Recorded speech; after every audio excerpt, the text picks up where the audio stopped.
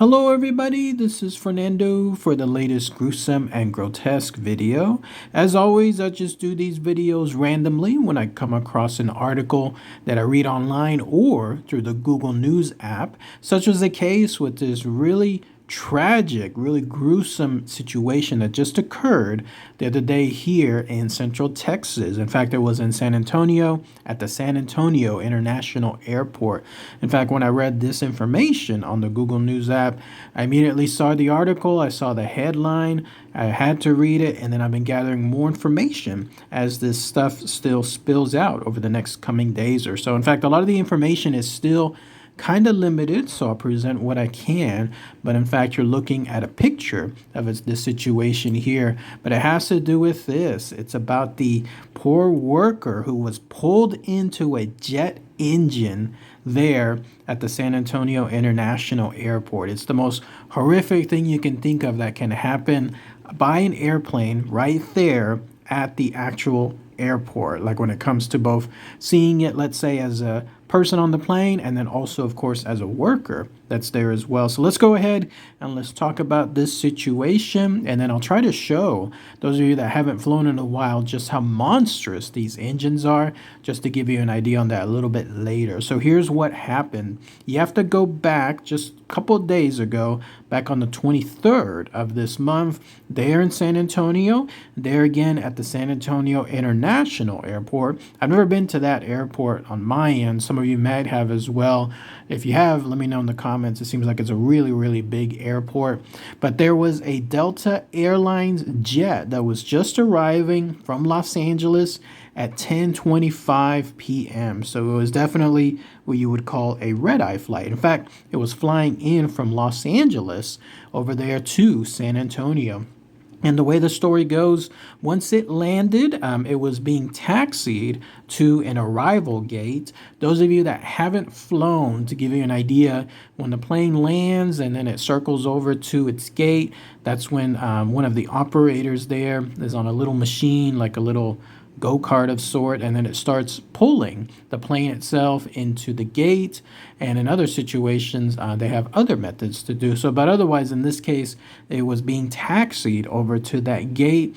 One can imagine this is 10:25 p.m. at night. This was probably one of the last flights there, at least for civilians, for us consumers. My understanding is actually on international airports or maybe even regular airports, there's still planes that are being sent out overnight, but those are the ones that involve mail. Those of you that know more information on that, let me know. But if you think that the airport stops in the dead of night, no, it still continues, but it definitely ships a lot of regular mail and then UPS mail, FedEx, and other carriers as well.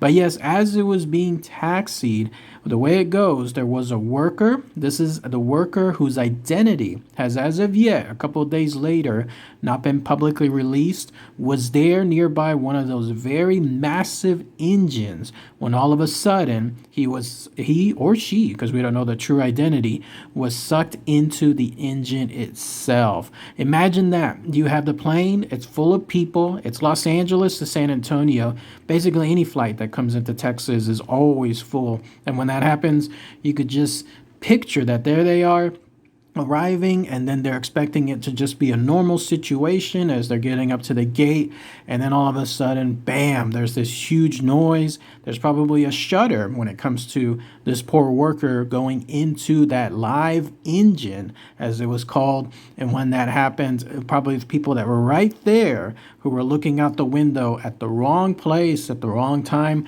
would have easily seen it as well. More on that here in just a minute. But yeah, when that happened, of course, that immediately stopped everything there.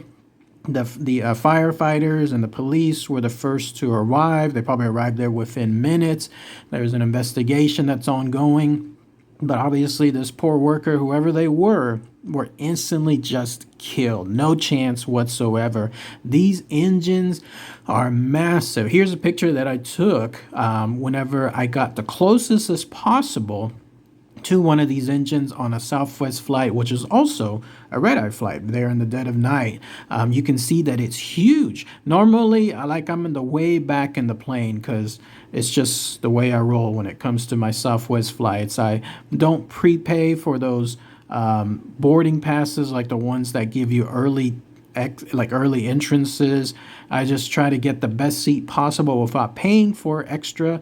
And so when that happens, I usually am in the back. But sometimes, like in this case, I was right there in the middle. I was able to get a middle seat. And then there, as you can see, it's right by the actual engine. These are huge, absolutely huge. And they make so much noise and they have so much power to them. I could only imagine what it would have been like for the worker as they suddenly got in front of it. Now, here's where things take a little bit of a perplexing turn. This is why there may be more news coming soon over the next coming days, or who knows. Obviously, there's an investigation that's happening. The NTSB and the officials are involved. The police are involved as well. But I saw this article, or saw one of the articles that was actually posting something that was very, very unique. In fact, somebody that was a source that was briefing some of the information on the case, it looks like they didn't reveal who they were just yet, but they stated that this worker had, quote unquote, intentionally stepped in front of the live engine. So, wow, when I read that information, that suddenly made things turn a whole different area. It seems obvious that this worker, if that truly is 100% the truth, then did something else. They committed blank. I can't say that on YouTube because that word essentially is really, really banned, but you fill in the blank. When someone intentionally steps in front of a live engine, what other thing could it be, right, when it comes to that? So this case, it's still happening. There's still anonymity associated with that source, and then all the information is still pending. But if there's something else that comes forward that truly proves that happened or proves otherwise, then I'll try to see if I can post something else in terms of the information or maybe an update as well. The worker was employed by a company called Unify Aviation. Apparently, Delta Airlines uses them, like contracts them for their ground handling operations.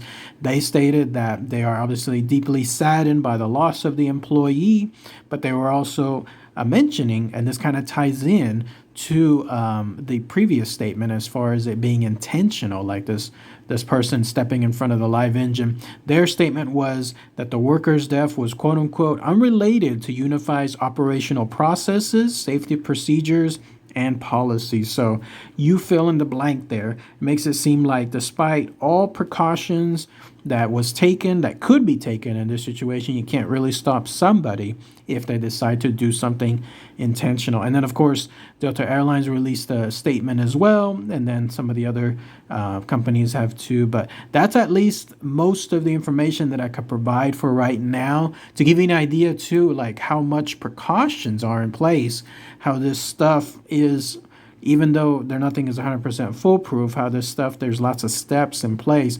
Apparently, there was another death that occurred, a very similar one, earlier this year in January, or I read another article that it happened on December 31st of 2022, and it was with this poor young woman, Courtney Edwards. Back in January, she was there working also at an airport there in Montgomery, Alabama, and it states that she too was pulled into that spinning jet turbine. But the way it occurred on her part, it made it seem like it was more along the lines of worker error. Like, in other words, the articles that I was reading was stating that whenever a plane pulls in, it has a special light that's on. It's supposed to tell everyone in the ground crew, hey, the engine is live, the engine is rotating, do not go near it, and so on. And yet she was still there close to that area. On top of that, besides that engine light being activated, the co-pilot noticed that something was happening, like in terms of her being close by. And so they tried to open up their own cockpit window to warn her about that too, or at least warn some of the ramp agents that, hey, there's somebody there still around, by the engine, they're still running. And then another ramp worker was pointing to to that woman as well, to Mrs. Edwards, indicating move away from the plane, but it still happened. And then when that occurred, when she was pulled right there into that engine, the report stated the airplane shook violently, followed by the immediate automatic shutdown of the number one engine. Oh, that's horrible. It was the same situation too. It was a late night a flight that was coming in. It was full of passengers as well. They witnessed it, and those that didn't witness it would have felt it. Just horrible. This is the kind of stuff that everyone there is going to have for the rest of their life about what happened in that situation. And in this case, with this other anonymous worker, whoever that is, there in San Antonio, everyone that felt that or potentially saw it as well, they're going to have that same situation too. But horrible stuff. But let me know, at least if there's one silver lining of anything, it's instantaneous. No chance whatsoever of anything involving pain or anything along those lines. But let me know what you guys think. Post those comments below. Those of you that have more information there in San Antonio, maybe on a local level, let me know too. One last thing too, another article that I was reading about this situation stated that according to an NTSB report, the actual deaths associated with this situation is pretty rare. Apparently there's been like maybe 13 or so. No, I'm sorry, about 37. 37 such incidences where people were pulled in to a live engine, but out of those, only 5 ended up being killed, and this was over the last 40 years. So it goes to show how all the precautions that are in place are working. Who knows what happened during those situations, the ones that were the 37 that led to the 5 deaths.